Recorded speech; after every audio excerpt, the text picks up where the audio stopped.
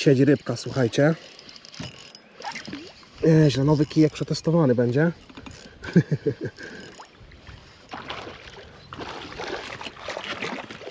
Pięknie, idealnie. Druga miejscówka nasza. Siedzi szczupaczek. Piona, panowie. O, ten kolorek dokładnie. Załadował. Zapiął się na dozbroję. I już się wypiął w podbieraku. Ja nie wiem, ile on to może mieć. Mierzymy go? Zobaczcie, to pierwsza rybka, 50 cm szczupaczek. Idealnie. Płynie. Nie, stoi. Śmiesznie widać, jak poszedł.